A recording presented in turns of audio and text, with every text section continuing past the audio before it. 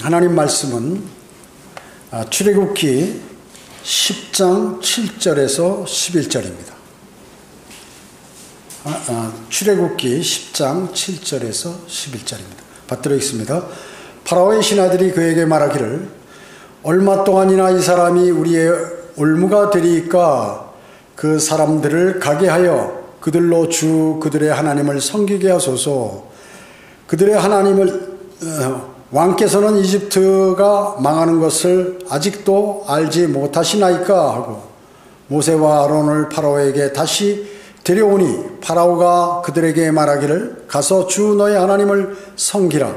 그런데 갈 자들은 누구냐 하니 모세가 말하기를 우리가 우리의 젊은이들과 우리의 늙은이들과 우리의 아들들과 우리의 딸들과 함께 갈 것이며 또 우리의 양떼들과 우리의 소떼들과 더불어 가겠나이다. 이는 우리가 주께 명절을 지켜야 하기 때문이다 하더라. 파라오가 그들에게 말하기를 내가 너희를 가게 하고 너희 어린 것들을 가게 하는 것처럼 주께서 그렇게 너희와 함께 계시게 하라. 조심하라. 이는 악이 너희 앞에 있음이라. 그렇게는 안 되나니 이제 너희 남자들만 가서 주를 섬기라. 그것이 너희가 바라던 것이니라 하더라. 그러자 그들이 파라오의 면전에서 쫓겨나니라. 이렇게 말씀하고 있습니다. 오늘 말씀은 자신을 정당화하기 위한 광기의 파라오입니다. 자신을 정당화하기 위한 광기의 파라오입니다. 이집트는 이 세상의 예표죠. 이집트는 이 세상의 예표입니다. 그리고 파라오는 적그리스도의 예표이죠. 그렇기 때문에 파라오는 이제 그 적그리스도가 멸망으로 가듯이 죽게 됩니다. 그리고 적그리스도도 멸망으로 가게 되죠. 그래서 불과 유황의 못으로 최종 던져지도록 이렇게 결정이 되어 있습니다. 아직 실행만 안 되었지 다 결정이 된 것입니다. 세상의 통치자들은 약속을 얼마 가지 못하죠. 그들이 약속해놓고 내가 예를 들어서 대통령이나 왕이 되면 무엇을 하겠습니다 해놓고 안다는 것들이 대단히 많습니다. 얼마 가지 않습니다. 파라오 역시 그의 약속은 일주일을 가지 못하는 것입니다. 파라오는 여전히 이스라엘의 자손을 보내려고 하진 않아요. 보내고 싶지 않은데 여러 가지 피해를 받으니까 할 수 없이 조금 양보하는 것입니다. 여러분이 믿음을 위한 결심을 하는 것이 얼마 가지 못해서 다시 과거로 돌아가는 간다면 여러분은 파라오와 같은 사람이 될 것입니다. 자, 그러면 첫 번째, 자연재해는 하나님께서 주관하십니다. 이제 오늘 9번째 표적이 나오는데요. 10장 1절에 한번 보겠습니다. 출애굽기 10장 1절부터 6절에 보면 주께서 모세에게 말씀하시기를 파라오에게로 들어가라. 내가 그의 마음과 그의 신하들의 마음을 완악하게 함은 내가 그 앞에서 이러한 나의 표적들을 보여주려 함이며 내가 이집트에서 행한 일들과 내가 그들 가운데 행한 내 표적들을 너로 내 아들과 내 아들의 아들의 귀에 전하게 하려 하며 내가 어찌하여 주인가를 너희로 알게 하려는 것이라 하시더라. 모세와 아론이 파라오에게 들어가서 그에게 말하기를 히브리인의 주 하나님이 이같이 말하노라. 네가 언제까지 내 앞에서 스스로 겸손해지기를 거부하겠느냐. 내 백성을 가게 하여 그들로 나를 섬기게 하라. 그렇지 않고 만일 네가 내 백성을 가게 하는 것을 거부하면 보라, 내일 네 지경 내로 메뚜기들을 불러들이리라. 그것들이 지면을 덮어서 사람이 땅을 볼 수 없을 것이며 모면하여 남은 찌꺼기 즉 우박에서 면하여 너희에게 남겨진 것을 그것들이 먹이리니 들에서 너희를 위하여 자라는 모든 나무를 먹으리라. 또 그것들은 내 집들과 내 모든 신하의 집들과 내 모든 이집트인의 집들을 채우리니 이는 내 조상의 조상도 이 땅 위에 있던 날부터 오늘에 이르기까지 보지 못했던 것이라 하더라. 그리고 그 자신은 돌아서서 파라오에게서 나왔더라 이렇게 말씀하고 있습니다. 여기 12절 한번 더 보세요. 12절. 이에 주께서 모세에게 말씀하시기를 네 손을 이집트 땅 위에 뻗쳐 메뚜기들로 이집트 땅 위로 올라와서 우박이 남겨놓은 모든 곳 곧 그 땅의 모든 채소를 먹게 하라 하시더라. 자, 10번째 재앙이 뭐예요? 요 전에 우박이 내려서 채소들이나 무슨 가축들이 다 죽었죠? 그런데 그나마 이제 살아남은 채소들이 있는데 이제는 메뚜기 떼가 와서 그 남은 채소, 살아남아 있는 채소들을 다 갉아먹도록 그렇게 하는 것이죠. 하나님께서 파라오의 마음과 그 신하들의 마음을 완악하게 하셨다고 이렇게 말씀합니다. 그러면 파라오는 죄 없네. 자기가 완악하게 된 것이 스스로 완악한 것이 아니라 하나님께서 그렇게 하셨다? 이렇게 생각하는 사람들이 많이 있어요. 그러나 그것이 아니죠. 파라오와 그 신하들이 완악하게 될 것을 미리 아시는 거예요. 그렇기 때문에 그냥 그걸 놔두시는 거예요. 놔두시는 것입니다. 그걸 막을 수 있는데 그냥 놔두시는 거예요. 그들은 스스로 완악하게 마음을 먹었기 때문에 그 마음 그대로 놓아두시겠다는 그 말씀인 것입니다. 하나님께서 메뚜기들을 불러 들이셨죠. 동풍을 불어가지고 메뚜기들을 구름대처럼 이집트 땅으로 보내시는 거예요. 워낙에 많으니까 하늘에 그 해나 이 햇빛이 안 보이는 거예요. 어둡겠죠. 그러니까 이 하늘이 전체를 메뚜기 떼가 덮어버리고 집이고 뭐고 할 것 없이 온 곳에 메뚜기들이 가득하고 그 다음에 밭이나 뭐 이런 채소들이 있으면 싹 갉아먹고 그렇게 하는 것이죠. 우박으로 피해를 보고 남은 지역에 이제 남은 그러한 채소들을 모두 메뚜기들이 먹어버립니다. 그러니까 사람이 먹을 게 없습니다. 여러분 여기 시편 105편 한번 찾아볼까요? 시를 여기다 끼워 놓으시고 시편 105편 28절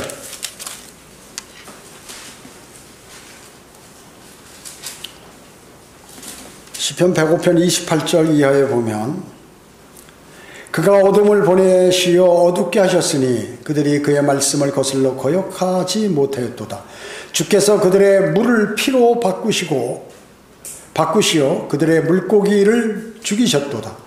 그들의 땅이 개구리를 많이 내어 그들 왕들의 궁실에도 있었고 주께서 말씀하신 여러 종류의 파리떼가 왔으며 그들의 모든 지경에 이가 생겼도다. 주께서 그들에게 비 대신 우박을 내리셨으며 그들의 토지에 화염을 내리셨도다. 주께서 그들의 포도나무와 무화과 나무도 치셨으며 그들의 지경의 나무들을 꺾으셨도다. 그가 말씀하시니 메뚜기와 풀새기가 무수히 나와서 그들의 땅에서 나는 모든 채소들을 먹었으며 그들의 토양에서 나는 열매를 먹어 치웠도다. 그러면서 36절에 그가 또 그들의 땅에 있는 모든 첫 태생을 치셨으니 곧 그들의 모든 기력의 첫째라. 그가 또 그들로 은과 금을 가지고 나오게 하셨으니 그들의 지파들 가운데 약한 자가 한 명도 없었도다. 그들이 떠날 때 이집트가 기뻐하였으니 이는 그들을 두려워함이 자기들 위에 떨어졌음이라. 그가 구름을 덮개로 펴주셨고 밤에는 불로 밝히셨도다. 자, 이 모든 재앙 하나님 보내셨다고 말씀하고 있죠.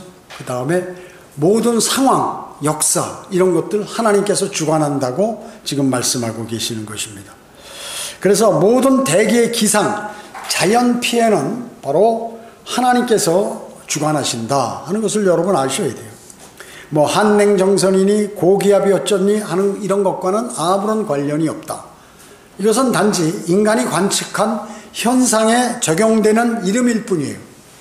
그러니까 인간들이 평소에 이렇게 다 관측해서 그걸 다 적어놓고 기록해 놨다가 이럴 때는 이럴 것이다 라고 하는데 그대로 되진 않고 뭐 일상적으로 다 같은 거니까 거의 되지만 100% 그렇게 되지는 않는다 하는 것입니다. 그렇기 때문에 인간들은 자신들이 무엇을 연구해서 아는 것처럼 하지만 그런 걸 연구했으면 홍수도 막고 가뭄도 막고 산불도 막고 뭐 이런 걸 좀 조치를 해야 될 거 아니에요. 그럼 못하러 그걸 연구해요. 가만히 있으나 뭐 조금 피해는 들어가겠죠. 자, 그렇지만 실제로 아무런 대책이 없어요. 자연재해에 대해서 인간은 사실 대책이 없습니다.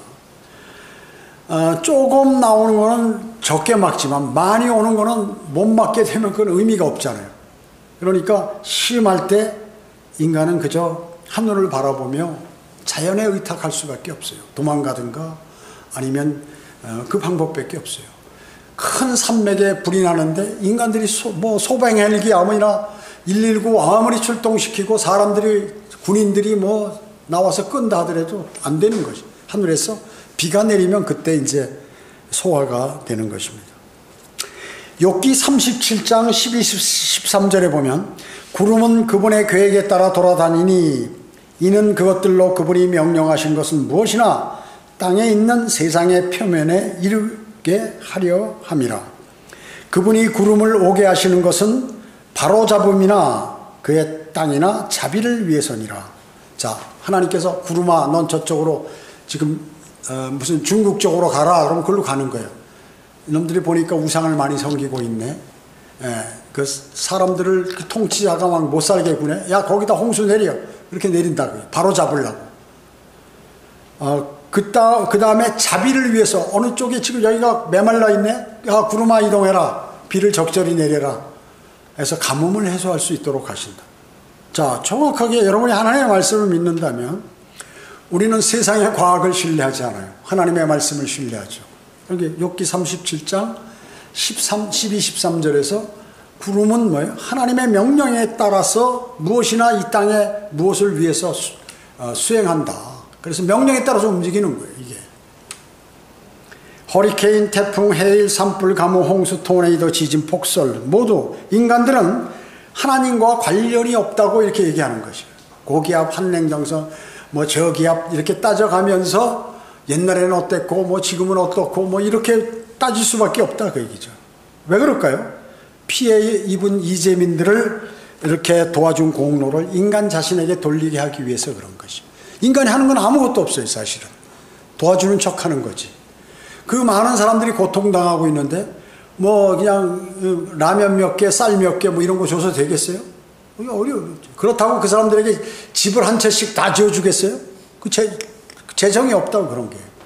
그러니까 실질적으로 그러한 공로를 자신들이 하고 정치가들은 가서 안 됐습니다. 고생합니다. 뭐 같이 하는 것 같지만 그냥 폼으로 왔다 갔다 하는 거고. 그러니까 실질적으로 하나님께서 한번 그 자연재해를 내리시면 인간들은 속수무책에 당할 수밖에 없어요. 그러니까 우리는 어떻게 하나님께 기도드려야 돼요. 주님 여기 저희를 보호해달라고 기도드려야 하는 것입니다. 여러분 시편 147편 7, 8절 한번 8절 한번 찾으세요. 147절 7편 147편 8절 시편 147편 8절에 보면 그는 구름들로 하늘을 덮으시며 누가 구름을 덮으셔요?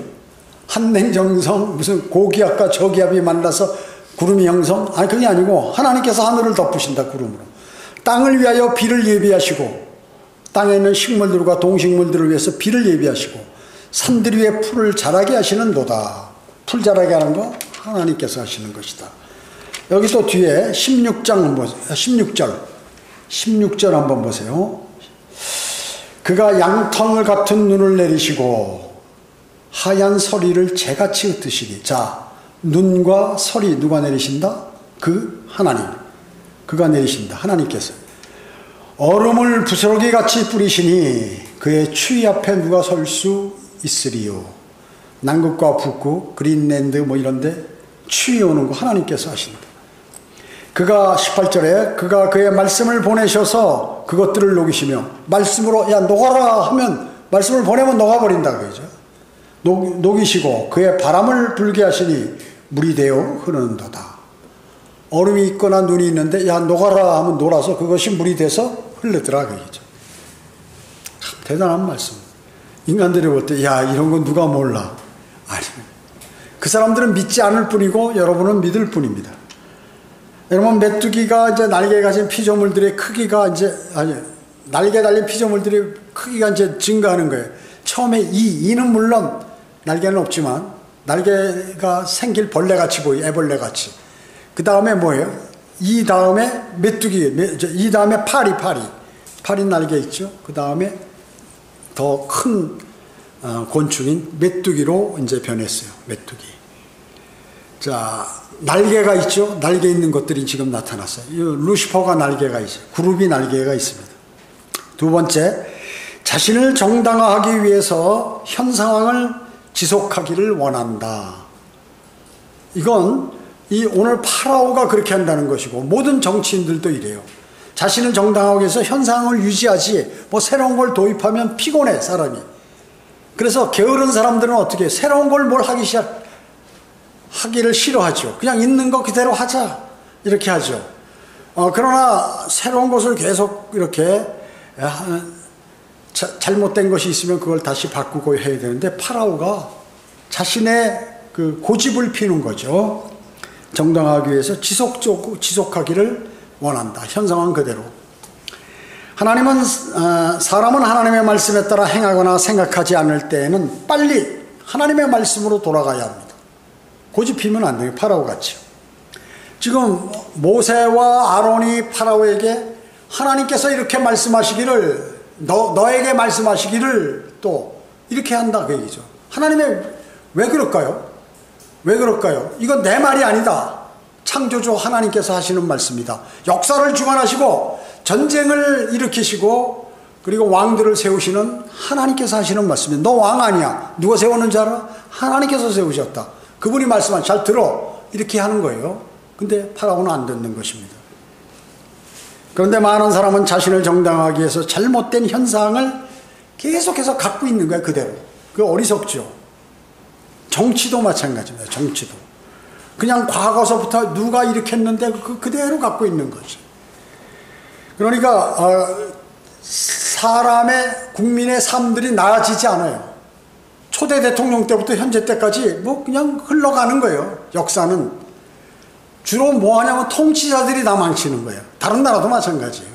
그래서 하나님께서 원래 하나님께서 이 땅을 통치해야 이게 제대로 되는데 인간이 나 통치해 볼래 하고 나와서 사고 친다. 항상. 그래서 왕들이 대통령이나 왕들이 전쟁하고 자기들끼리. 그래서 그 백성들은 그거 따라서 가다가 전쟁하자 하면 전쟁하고 뭐 하라면 뭐 하고 이렇게 산다고. 말 안 들으면 그냥 감옥에 넣고 죽이거나 이렇게 해버린단 말이죠. 그렇기 때문에 이게 제대로 된 그것이 아니에요. 이제 주님께서 오셔야 제대로 된다 하는 것이죠. 전부 보면 통치자들이 다 버려놓는 것이에요. 가만히 보면. 자, 그래서 많은 사람들이 파라오와 같이, 파라오도 통치자잖아요. 이와 같이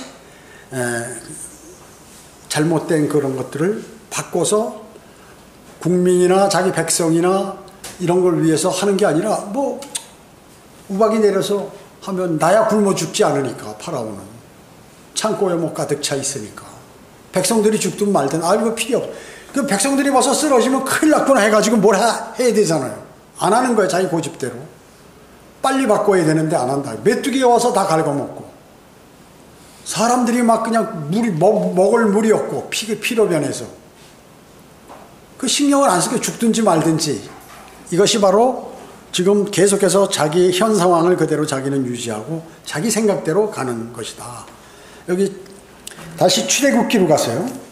출애굽기 10장 7절부터 보겠습니다. 오늘 본문 포함되어 있는 거죠. 7절부터 쭉 해서 11절까지는 읽었으니까 12절부터 보겠습니다. 이에 주께서 모세에게 말씀하시기를 네 손을 이집트 땅 위에 뻗쳐 메뚜기들로 이집트 땅 위로 올라와서 우박이 남겨놓은 모든 것 곧 그 땅의 모든 채소를 먹게 하라 하시더라. 모세가 이집트 땅 위에 그의 막대기를 앞으로 뻗치니 주께서 그 땅 위에 온 낮과 온 밤 동안에 동풍을 일으키셨으며 아침이 되자 동풍이 메뚜기들을 몰고 왔더라. 메뚜기들이 이집트 땅 전역에 올라와서 이집트의 전 지경 내에 내리니 그것들이 매우 심하더라. 그와 같은 메뚜기들은 그들 전에도 없었으며 그들 후에도 없을 것이라. 메뚜기들이 온 지면을 덮으니 땅이 어두워지고 우박이 남긴 그 땅의 모든 채소와 나무에 달린 모든 열매들을 먹었으니 이집트 땅 전역에 걸쳐 나무나 들의 채소들 중 푸른 것은 전혀 남아있지 않았다. 싹 망해버리는 거예요. 그래도 여러분 어때? 사람이 나이가 많이 들으면 병들고 하면 죽잖아요.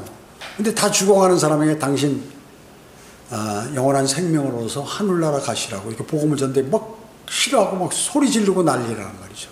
왜 그럴까? 그 고집이 망하는 거예요. 망하는 거. 지금 자신이 죽을 때가 다 됐는데도 죽으면 어디를 가는지도 모르면서 그걸 알려주는, 그 사람한테 돈을 달라고 그랬어, 우리 교회에 나오라고 그랬어, 그런 얘기를 안 하는데도 화를 내고 막 그런단 말이죠. 곧 죽어가는 사람이 고집피고. 이 파라오가 똑같아. 파라오가 계속해서 지금 자기 백성들 고통당하고 죽고, 심지어 마지막에 첫째 아들 또 가축의 첫 번째 난 거 다 죽고 나서 보냈단 말이죠. 그래놓고 또 아까워서 또 추격하다가 어떻게 자신이 죽어버리죠.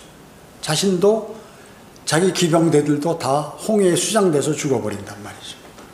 그러니까 죽음으로 가는지 모르고 심판이 있는지 모르고 막 달려갈 사람들은, 당신 앞에는 지금 지옥이 놓여 있습니다. 당신 오늘 죽으면 바로 지옥에 갑니다. 당신 발밑에 불이 이글이글 타고 있습니다. 당신의 혼은 영원히 죽지 않습니다. 몸을 썩어도 혼은 영원히 죽지 않습니다 하고 얘기해도 그냥 비웃고 가고 이렇게 한단 말이죠. 그게 인간이에요. 짐승은 안 그래. 벌레들도 안 그래.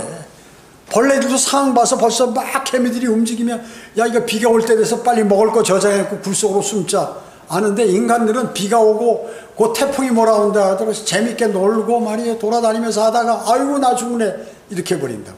인간들은 참, 그러니까 이게 왜 그럴까요? 마귀에게 넘어가서 그런 거죠. 마귀에게 넘어가서. 두 번째 했죠. 그래서 파라오는 논쟁할 점이 이미 오래전에 사라졌는데 더 이상 말이 필요 없어요. 이제 만세 부르고 하나님 말씀대로 해야 되는데 여전히 논쟁으로 한다. 내 생각이 맞다. 야, 그러지 말고 뭐 어린아이 남자들만 가라. 자꾸 이게 변경을 하는 거예요. 하나님은 이렇게 말씀한다는데 아니 무엇은 빼고 무엇은 해라. 너 너무 열심히 믿지 말고 주님을 위해서 그냥 대충 믿어라. 오전 예배만 드리고 오후 예배 집에 가라. 또 아니면 너 뭐 거리 설교하지 뭐 복음 전하지 말고 복음 같은 거 못하러 창피한 저는요. 그냥 성경대로 믿는 타이틀 갖고 있으면 되지. 이렇게 만드는 거예요. 계속해서 마귀가. 그래서 많은 사람들이 여전히 논쟁하는데 왜 그럴까요? 파라오가 여전히 자신의 권력을 유지하려고 하는 거예요. 백성은 죽든지 말든지. 그래서 무슨 이런 장관이나 무슨 뭐 이런 그 대통령이나 무슨 국회의원이나 이런 거 보면 국민을 위해서 일한다는 게 그대로 잘라야 돼요. 바로 즉시 그거는. 근데 그 체제가 그렇게 안 돼 있죠. 왜? 권력을 갖고 있으니까. 권력. 그 고생은 국민들이 하는 거단 말이죠. 똑같아요. 그렇기 때문에 만왕의 왕이요 만주의 주이신 주 예수 그리스도께서 오셔서 1000년 동안 통치할 때 보라게 시범을 보이시는 거예요. 그분이.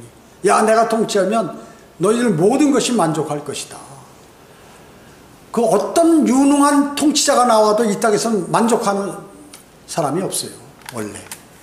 통치자는 원래 그런 거예요. 하나님께서 직접 통치하도록 했는데 왕을 주세요 해가지고 왕을 주니까 어때요? 왕들이 어떻게 백성들 거 세금 걷어가지고 자기하고 말들을 많이 키우고 자기 여자들 수백 명 만들어가지고 자기가 전부 자기 하녀로 만들고 이런 짓이나 한다 그 얘기죠. 그러니까 예수 그리스도께서 오셔야 되기 때문에 통치자들에 대해서 말할 필요가 없어요. 왜? 통치자는 당연히 그런 거예요. 통치자는 당연히 그런 거예요. 불평불만 해봐야 소용없어요. 소용없다고요. 주님이 오셔서 통치해야 하시는 것이다. 나폴레옹, 스탈린, 히틀러, 모태똥, 카스트로 등 파라오 모든 것을 상실해버렸죠. 파라오와 같이 이 사람들도 마찬가지로. 히틀러 어때요? 히틀러 총통으로 말이에요. 그렇게 하이 히틀러하고 말이죠. 막 가는 곳마다 승승장구하고 승리하고 말이죠. 그러니까 뭐 크게 될 줄 알았죠. 나중에 어떻게 비참하게 죽어버리죠. 나폴레옹도 마찬가지예요.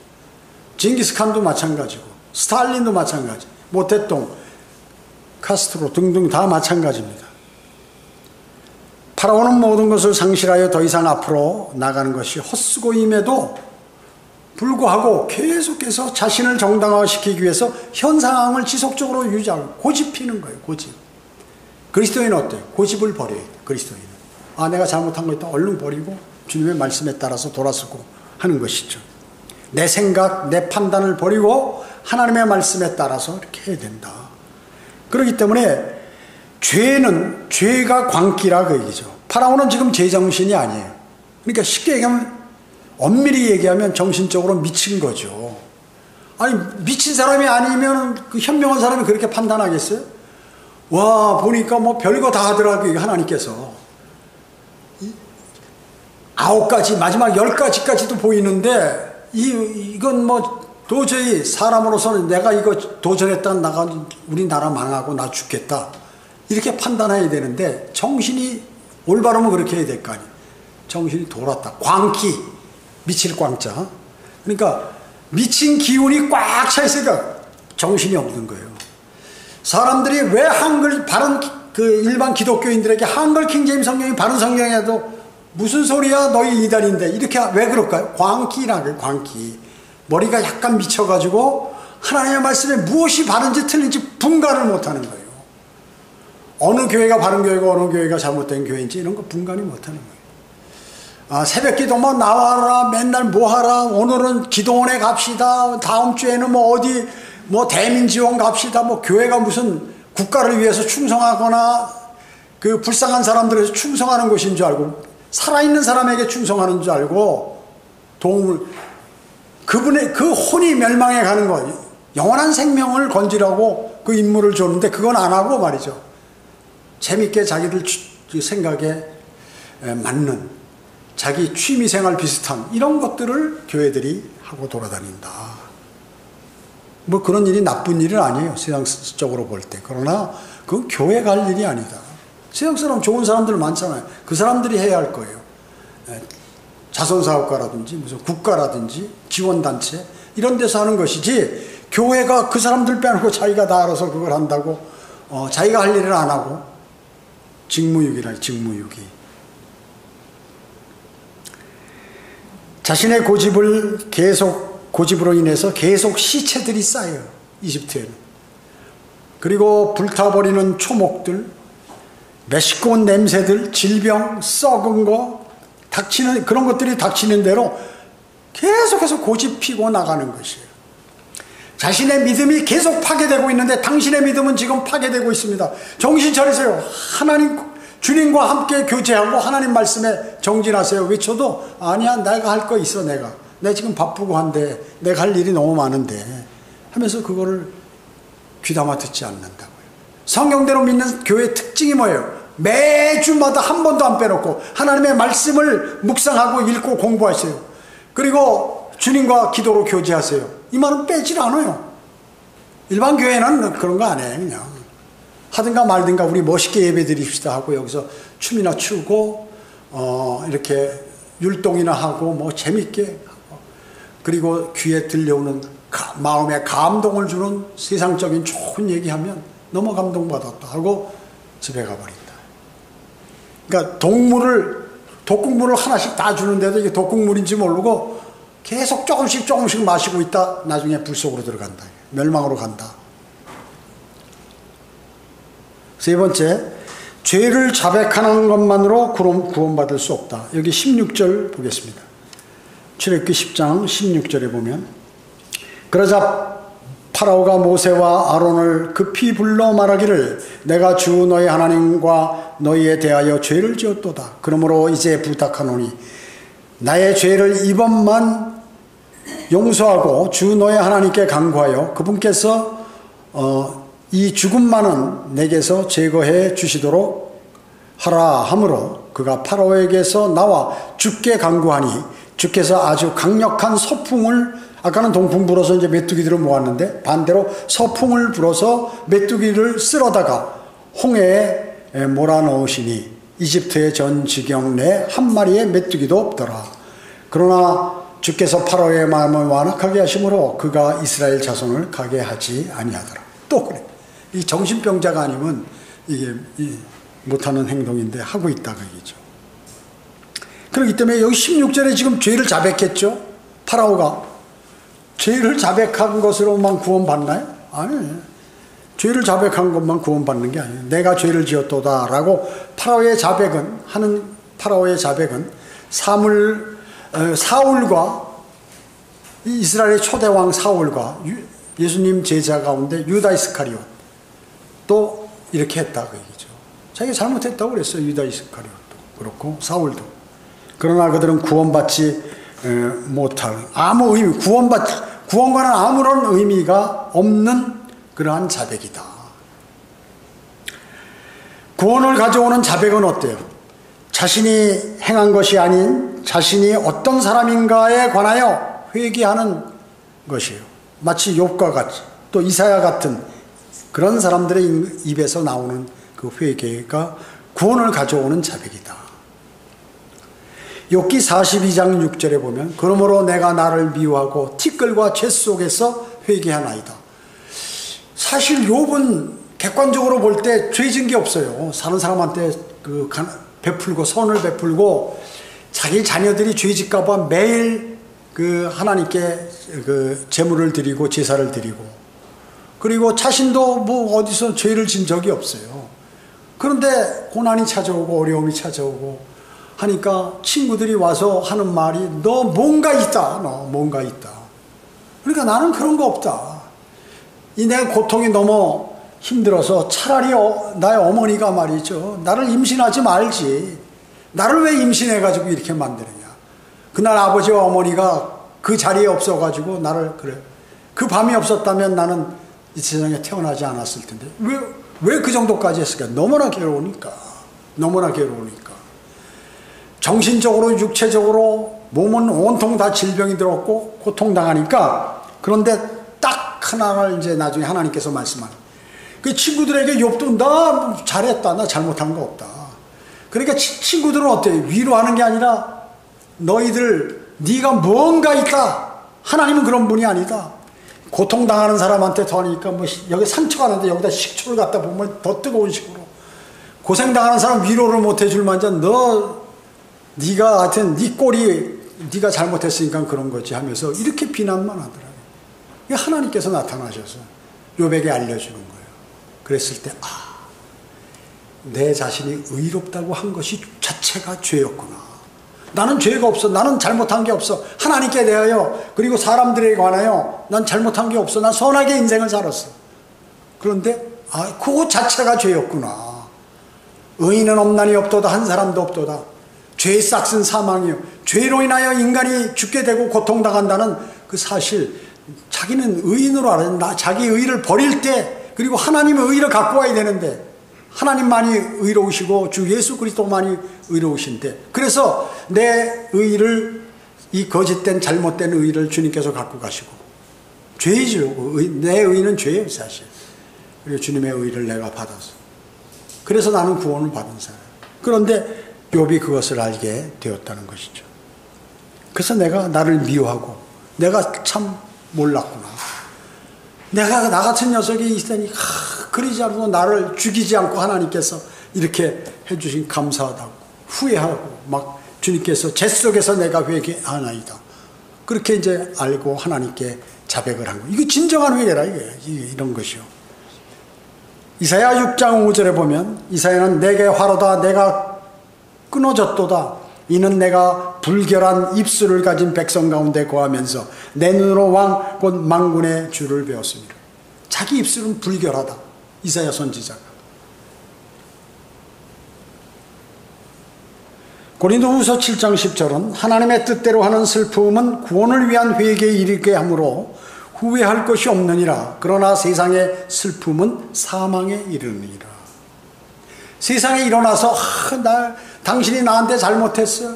내 아들 죽으니까 슬프다. 뭐 이런 것들은 구원하고 아무 관계없다. 아무리 슬퍼하고 해도.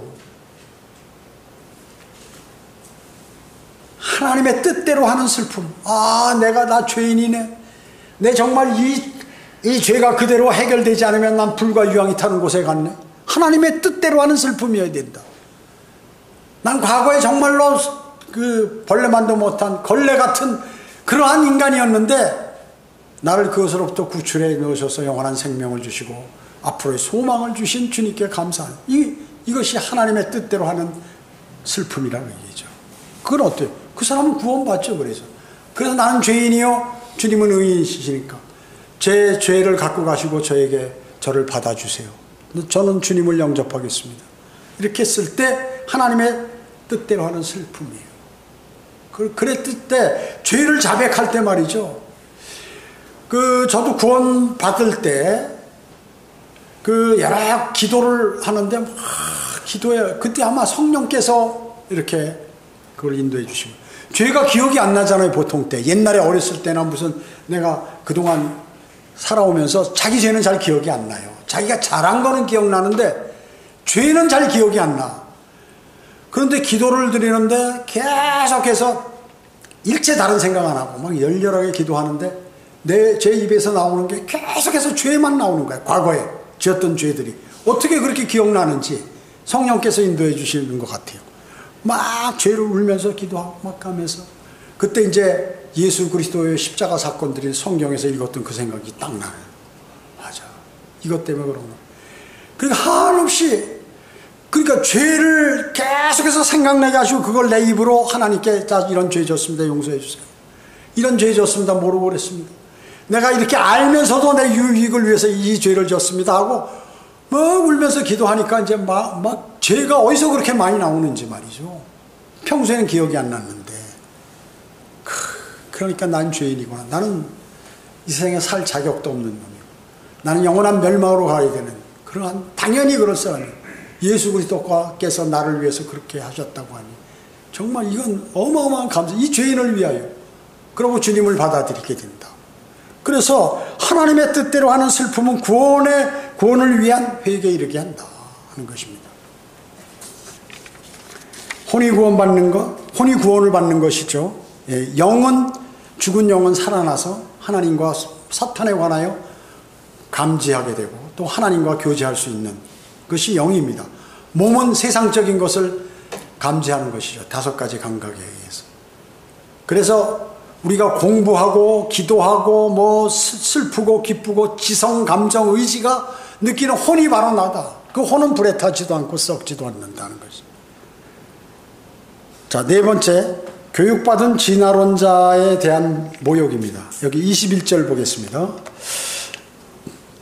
주께서 모세에게 말씀하시기를 하늘을 향하여 내 손을 내밀어 뻗쳐서 이집트 땅 위에 어두움 곧 더듬을 만한 어둠이 있게 하라 하시니라. 모세가 하늘을 향하여 그의 손을 뻗치니 짙은 어둠이 이집트 땅 전역에 3일 동안 있어 3일 동안 그들이 서로를 보지 못하고 자기 처소에서 아무도 일어나는 자가 없더라. 그러나 모든 이스라엘 자손들은 그들의 거처에서 빛을 가졌더라. 자, 구분이 되죠. 이스라엘 백성들은 빛이 비쳐 있었어요. 근데 이집트인들에게는 모두 어둠이 있어서 꼼짝을 못하는 거예요. 어떻게 움직이다 보면 여기 부딪히고 쓰러지고 그러니까 꼼짝 못하는 거죠. 그러니까 여기 24절에 보면 파라오가 모세를 불러 말하기를 너희가 가서 주를 섬기되 너희 양떼와 소떼는 남겨두고 너희 어린 것들은 너희와 함께 가라 하니 이제 어린 것까지 여자 다 보내는데 소떼와 양떼는 남겨둬라. 또 이제 조금 더 한 단계 앞으로 나간 거예요.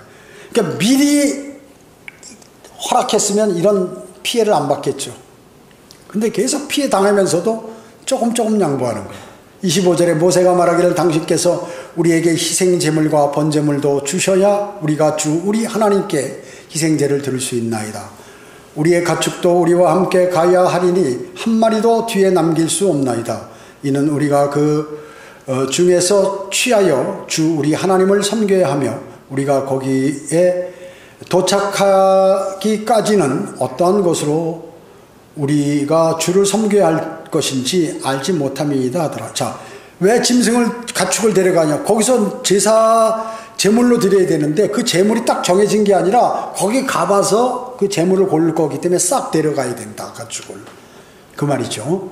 28절에 보면 파라오가 모세에게 말하기를 내게서 물러가고 스스로 주의하여 내 얼굴을 다시는 보지 말라. 내가 내 얼굴을 보는 날에는 내가 죽으리라 하더라. 그러자 모세가 말하기를 당신께서 잘 말씀하셨나이다. 내가 다시는 당신의 얼굴을 보지 아니하리이다 하더라. 자, 3일 동안 이집트 지역에 어두움이 깔려 있습니다. 해와 달이 빛을 발하지 못하죠. 바깥은 깜깜한 밤입니다. 완전 칠흑 같은 밤이에요. 요 앞에 10cm 앞에도 잘 안 보이는 거예요. 이 심판은 대환란 때 다시 일어납니다. 요한계시록 16장 10절에 보면 다섯째 천사가 자기 호리병을 짐승의 자리에 쏟으니 그의 왕국이 흑암에 쌓이며 그들이 고통으로 인하여 자기 혀를 깨물고, 적그리스도의 왕국에다가 어두움을 탁 내리니까 막 미치는 거예요. 사람들이 자기 혀를 깨물고 활동을 못하니까요, 사람이. 자, 진화론자들은 어떻습니까? 태양은 지구상의 모든 생명의 원천이라고 말합니다. 태양 때문에 인간이 산다. 인간이고 뭐고. 뭐 전적으로 그것은 틀리지만 뭐 일부는 조금 맞을 수 있는 거예요. 그러나 진화론자들이 철저하게 말하는 그것은 틀렸다 그 얘기죠.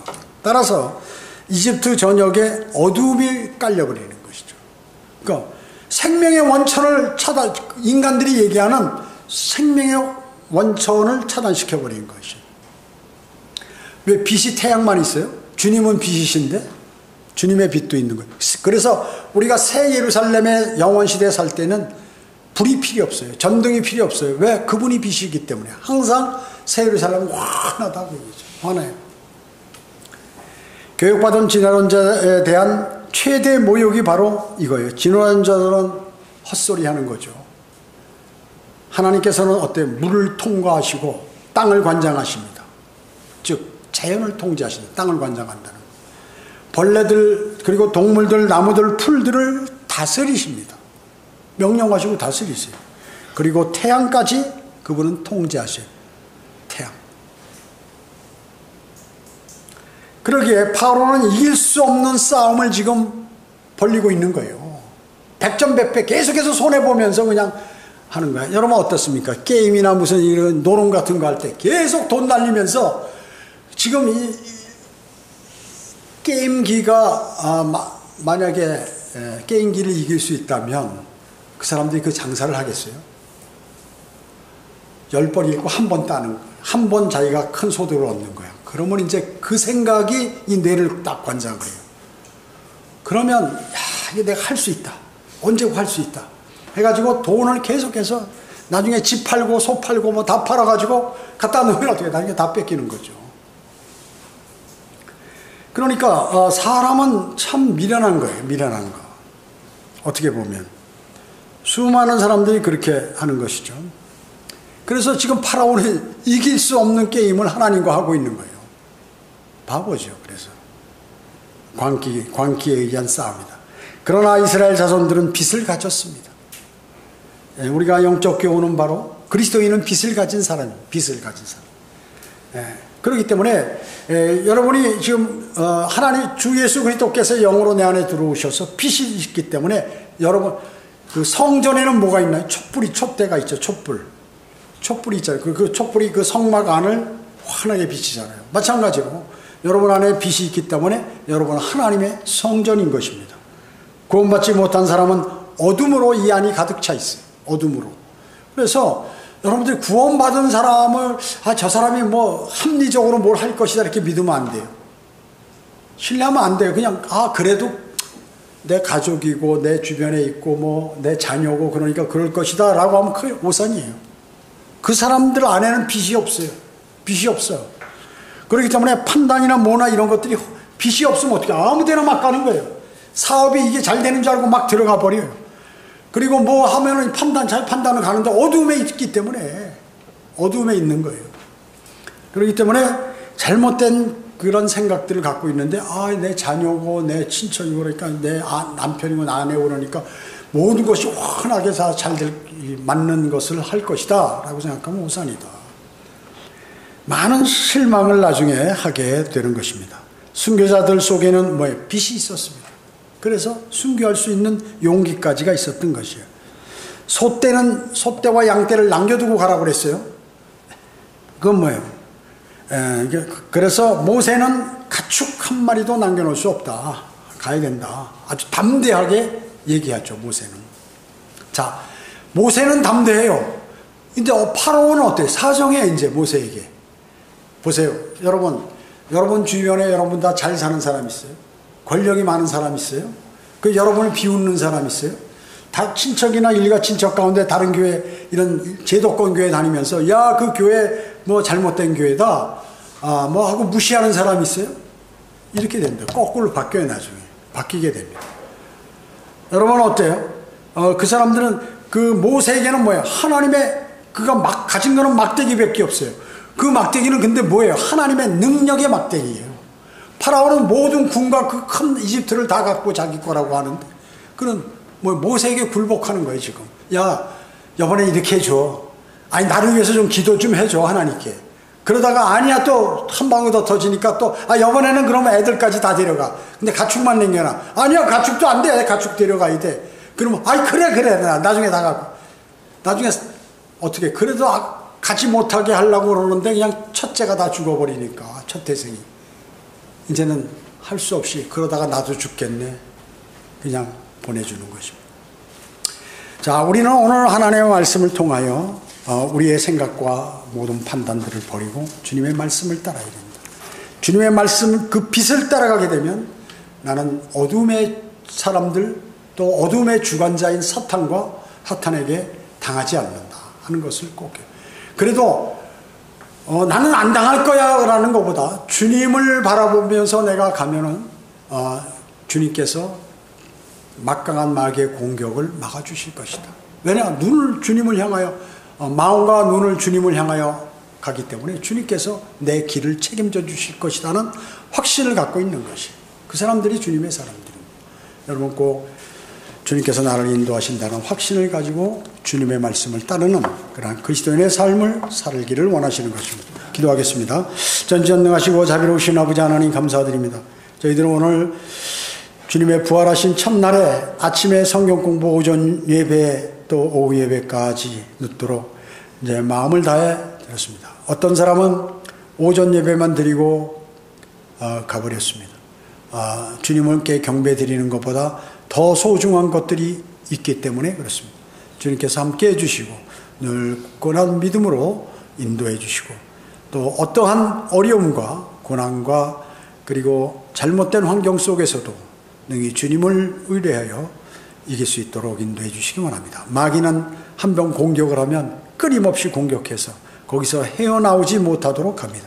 수많은 그리스도인, 또 성경대로 믿는 사람들이 마귀의 지속적이고 반복적인 공격에 지쳐서 쓰러져 버리는 경우가 많이 있습니다. 오직 저희는 그러기 때문에 주님을 온전히 신뢰하고 주님을 따를 때 주님께서 인도해 주심을 확신합니다. 주님께서 도와주시고 선하게 인도해 주시기 원합니다. 은혜 감사드리오며 다시 오셔서 저희를 데려가실 주 예수 그리스도의 이름으로 기도드립니다. 아멘.